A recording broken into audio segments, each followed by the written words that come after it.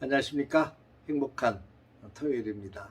지난번도 평안하셨죠? 또 한 주간 동안 믿음 안에서 잘 달려오셨죠?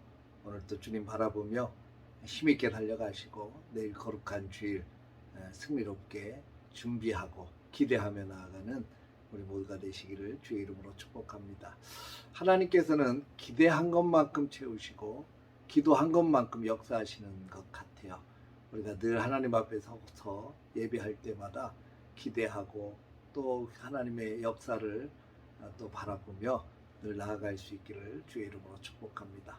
오늘은 창세기 26장의 말씀을 통해서 복은 하나님이 주십니다 라는 주제로 함께 은혜를 나누도록 하겠습니다. 이 창세기 26장에는 이삭의 이야기가 나오죠.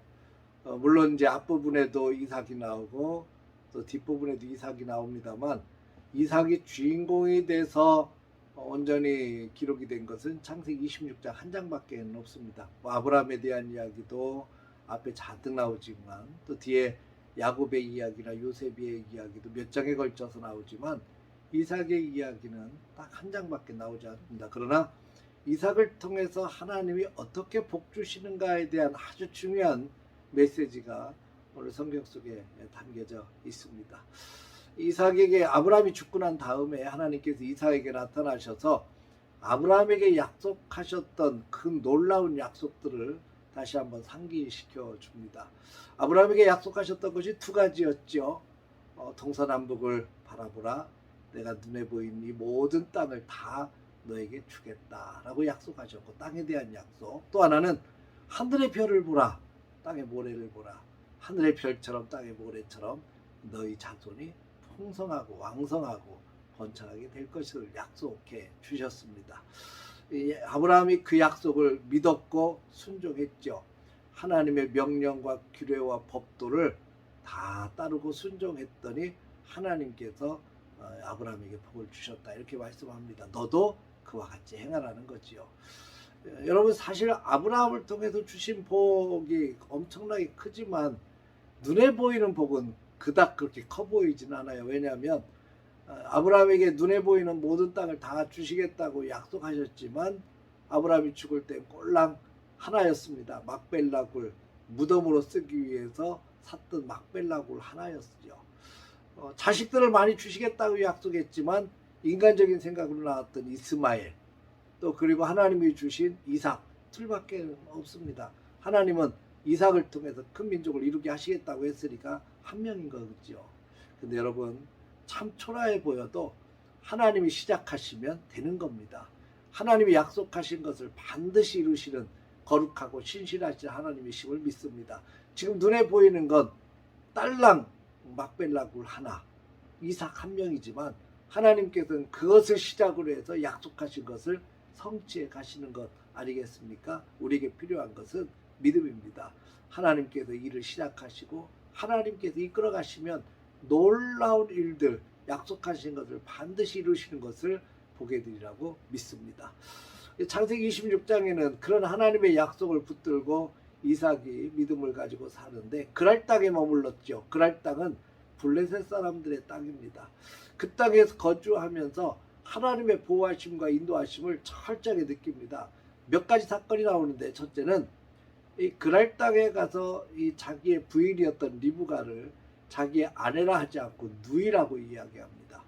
이 누이라고 한 것 때문에 나중에 블레셋 사람들이 큰 혼동이 왔고 왕 아비멜렉이 불러서 이야기하죠.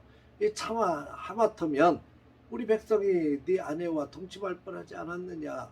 그러면서 여러 가지 위기를 모면하게 해주시는데 왜 그리 하였느냐 그랬더니 아내로 인해서 죽임당할까봐 두려워서 그랬습니다. 근데 하나님께서 그것을 모면하게 해주셨고 위기를 잘 극복하게 해주십니다. 또 한 가지는 하나님께서 복을 주시는 것이 생생하게 느껴지는 이삭의 큰 축복에 대해서 설명합니다. 성경은 이렇게 말하죠. 하나님께서 이삭에게 복을 주심으로 농사를 지었는데 백배의 결실을 맺었고 왕성하고 창대케 되었다. 소와 양의 때가 심히 많아 마침내 거부가 되었다. 이렇게 말씀하고 있습니다. 근데 이것이 단순히 그냥 부자가 되었다 아니면 거부가 되었다 이런 표현보다 하나님께서 복을 주심으로, 그리고 이것을 보고 있던 블레셋 사람들이 시기하였다라고 말합니다. 그러니까 블레셋 사람들의 눈에 이삭이 잘 되는 것이 잘 보여졌다는 거죠. 그러니까 하나님께서 이삭에게 얼마나 복을 주셨으면 주변 사람들이 하나님이 복 주시는구나 이것이 느껴질 정도로, 저 사람 참 복 많네 라고 하는 것이 느껴질 정도로 이삭이 복을 받았다는 겁니다. 사랑하는 성도 여러분, 여러분의 가정에도 이런 복이 있기를 주의 이름으로 축복합니다. 세상 사람들의 눈에도 하나님이 복을 부어주시는 것이 보여질 정도로 시기하고 질투해서 배가 아플 정도로 여러분이 복 받기를 주의 이름으로 축복합니다. 이 블레셋 사람들이 정말 시기했어요. 그래서 배가 아파서 이 이삭을 내쫓습니다. 우물을 메꾸고 떠나가게 합니다. 그것은 한두 번도 아니고 몇 차례에 걸쳐서 떠나가게 해요. 여기까지만 보면 이삭은 참 복받은 게 아니라 불행한 것 아니겠나 싶어요. 그런데 그렇지 않습니다. 하나님의 복은요, 떠나가게 해도 하나님께서 더 잘되게 하시는 축복이 있어요. 우물을 메꿨지만 다른 곳에 가서 우물을 파면 더 잘 되는 겁니다. 가는 곳마다 하나님이 역사하시니까 더 잘 되는 거예요. 중요한 것은 하나님이 복 주시기로 작정하면 복 받는 거고요. 하나님이 잘 되게 하시면 잘 되는 겁니다. 하나님께서 복을 주시는 거기 때문에 그렇죠. 쫓겨난다고 해도 걱정 없어요. 왜? 하나님이 함께 하시니까. 하나님이 함께 하시는 곳이 복의 현장이고, 그 복은요, 모든 사람들이 다 인식할 수 있을 만큼 복 주실 겁니다. 블레셋 사람들이 가만히 이삭을 보니까 이 복 받는 게 보여요. 하나님이 복 주시는 게 보여요. 그래서 나중에 이삭을 찾아와서 이렇게 얘기합니다. 우리가 분명히 하나님께서 당신과 함께 하심을 보았습니다. 당신은 여호와께 복을 받은 자입니다 라고 선언을 합니다. 그러면서 우리와 화치를 맺어 우리 서로 헤어지지 맙시다. 그리고 손을 뻗는 장면이 나오죠. 이삭을 괴롭게 했던 사람들, 헤아려 했던 사람들, 떠나가게 한 그 사람들이 나중에 손을 뻗고 우리 서로 헤어지지 말자고 조약을 맺고 인정해 주는 모습을 보게 됩니다. 왜 이런 일들이 일어납니까? 하나님이 이삭에게 복을 주셨고 하나님이 함께 하셨기 때문 아니겠습니까? 사랑하는 성도 여러분, 오늘 또 하나님께서 우리를 붙잡아 주시고 인도해 주실 것을 믿습니다. 우리와 함께 하실 것을 확신합니다. 하나님께서 우리와 함께 하시는 것을 세상의 모든 사람들이 알 수 있는 놀라운 축복의 사람들이 되어지길 바랍니다.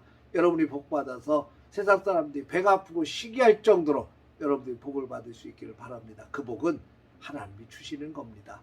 오늘도 그 주님 바라보며 믿음 안에서 신나게 또 힘있게 달려갈 수 있기를 주의 이름으로 축복합니다. 할렐루야.